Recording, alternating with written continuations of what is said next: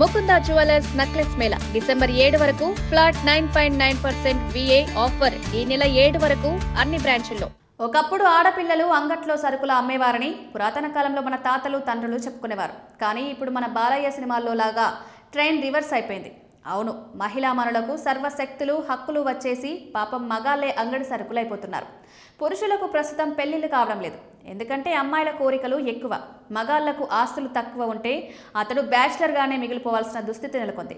ఇదంతా కూడా 90వ దశకం తర్వాత ఆడపిల్లలు భ్రూణ హత్యలు కడుపులోనే చంపేయడంతో ఇప్పుడు మగాళ్లు ఎక్కువై ఆడవాళ్లు తక్కువయ్యారు. హర్యానా లాంటి చోట్ల మగాళ్లకు ఆడవాళ్లే దొరకని పరిస్థితి నెలకొంది. మన దేశంలో ఇంతలా పరిస్థితి ఉంటే లాత్వియా అనే దేశంలో మాత్రం పూర్తి డిఫరెంట్ వాతావరణం ఉంది. లాత్వియా దేశంలో పురుషుల కొరత తీవ్రంగా ఉంది. దీంతో మహిళలు తమ అవసరాలు తీర్చుకునేందుకు మగాళ్లను అద్దెకు తీసుకుంటున్న పరిస్థితి నెలకొంది. దీనికి సంబంధించిన నివేదికలు ఇప్పుడు సంచలనం సృష్టిస్తున్నాయి. లాత్వియా దేశంలో పురుషుల కంటే మహిళలు 15.5% మంది ఎక్కువ ఉన్నారు. దీంతో పంబ్లింగ్, కార్పెంటరీ, రిపేర్లు, పెయింట్లు వంటి పనులకు గంటల ప్రాతిపదికన మగాళ్లను అక్కడ అద్దెకు తీసుకుంటున్నారు.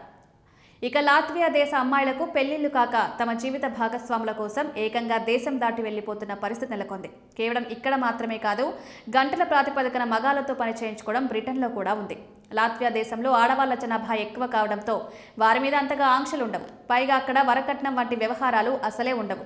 అందువల్ల అక్కడ ఆడవాళ్ల సంఖ్య ఎక్కువైంది. ఆడవాళ్లు పుడితే అదృష్టంగా భావించడం వారి సంస్కృతి సాంప్రదాయాల్లో భాగం.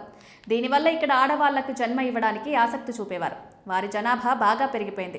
జనాభాలో మగాళ్లు తక్కువై లింగభేదం ఎక్కువైంది. పురుషులు అవసరాలకు లేకపోవడంతో మహిళలు ఇక్కడ డబ్బులు ఇచ్చి మరీ తమ అవసరాలకు మగాళ్లను బుక్ చేసుకుంటున్నారు. ఇక లాత్వియా దేశంలో అత్యవసర సర్వీసులలో పనిచేయడానికి పురుషులు లేకపోవడంతో ఎక్కువ డబ్బులు చెల్లించడానికి అక్కడ ప్రజలు సిద్ధమవుతున్నారు. మగాళ్లు మాత్రమే పనిచేసే విభాగాల్లో గంటల లెక్కన డబ్బులు చెల్లిస్తూ పనిచేయించుకుంటున్నారు. ఫలితంగా ఈ దేశం వార్తల్లో నిలిచింది. ప్రస్తుతం సోషల్ మీడియాలో వైరల్ అవుతోంది.